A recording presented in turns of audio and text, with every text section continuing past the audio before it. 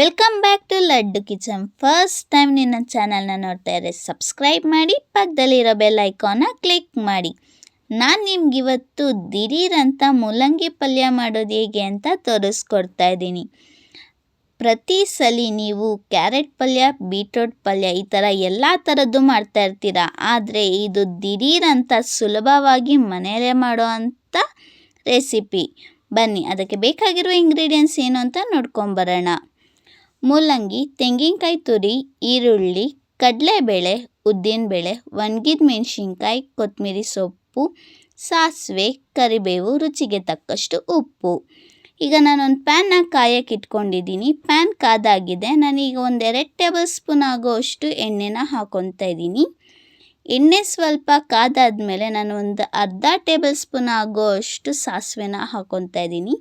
ನೋಡಿ, ಸಾಸಿವೆ ಈ ಥರ ಚಟಪಟ ಅಂದಾಗ ನಾನು 1 ಟೇಬಲ್ ಸ್ಪೂನ್ ಆಗೋಷ್ಟು ಕಡಲೆಬೇಳೆ, ಅರ್ಧ ಟೇಬಲ್ ಸ್ಪೂನ್ ಆಗೋಷ್ಟು ಉದ್ದಿನಬೇಳೆನ ಹಾಕಿ ಫ್ರೈ ಮಾಡ್ಕೊತಾ ಇದ್ದೀನಿ. ಇದು ನೀವು ಫ್ಲೇಮ್ ಸ್ವಲ್ಪ ಸಣ್ಣ ಮಾಡಿ ಫ್ರೈ ಮಾಡ್ಕೊಳ್ಳಿ. ಯಾಕಂತಂದರೆ ಅದು ಸೀದೋದ್ರೆ ಕಾಳುಗಳು ಟೇಸ್ಟು ಅಷ್ಟು ಚೆನ್ನಾಗಿ ಸಿಗೋದಿಲ್ಲ. ಹಾಗಾಗಿ ಈಗ ನಾನು ಸ್ವಲ್ಪ ಗೋಲ್ಡನಿಶ್ ಬರೋ ಗಂಟ ನಾನು ಫ್ರೈ ಮಾಡ್ಕೊತಾ ಇದ್ದೀನಿ. ನೋಡಿ, ಈ ರೀತಿ ಬರೋ ಗಂಟ. ಈಗ ನಾನು ಸಣ್ಣಕ್ಕೆ ಕಟ್ ಮಾಡಿ ಇಟ್ಕೊಂಡಿರೋ ಅಂಥ ಈರುಳ್ಳಿನ ಹಾಕ್ಕೊತಾ ಇದ್ದೀನಿ. ಈರುಳ್ಳಿ ಆಪ್ಷನಲ್, ನೀವು ಬೇಕು ಅಂತಂದರೆ ಹಾಕೊಬೋದು, ಇಲ್ಲ ಅಂತಂದರೆ ನೀವು ಹಂಗೇನೂ ಮಾಡ್ಬೋದು.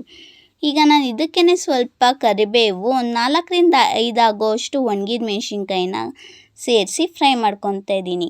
ನೀವು ಮೆತ್ತು ಆಗೋ ಗಂಟ ನಾನು ಫ್ರೈ ಮಾಡ್ಕೊಂಡಾದ್ಮೇಲೆ ಈಗ ನಾನು ದಪ್ಪ ತುರಿಯಲ್ಲಿ ತುರಿದಿಟ್ಕೊಂಡಿರೋ ಅಂಥ ಮೂಲಂಗಿನ ಹಾಕಿ ಫ್ರೈ ಮಾಡ್ಕೊತಾ ಇದ್ದೀನಿ.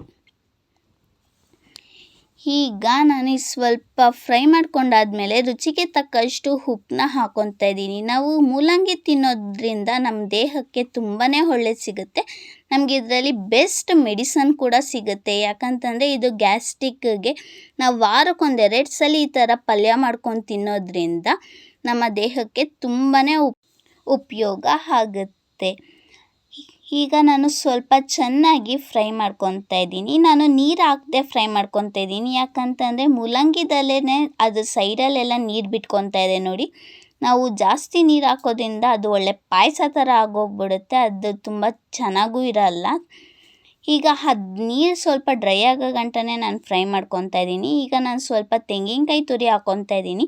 ನೀವು ತೆಂಗಿನಕಾಯಿ ತುರಿ ಎಷ್ಟು ಹಾಕ್ಕೊತೀರೋ ಅಷ್ಟು ತುಂಬಾ ರುಚಿ ಕೊಡುತ್ತೆ. ಯಾಕಂತಂದರೆ ತೆಂಗಿನಕಾಯಲ್ಲಿ ಸ್ವಲ್ಪ ಆಯಿಲ್ ಐಟಮ್ಸ್ ಇರುತ್ತೆ.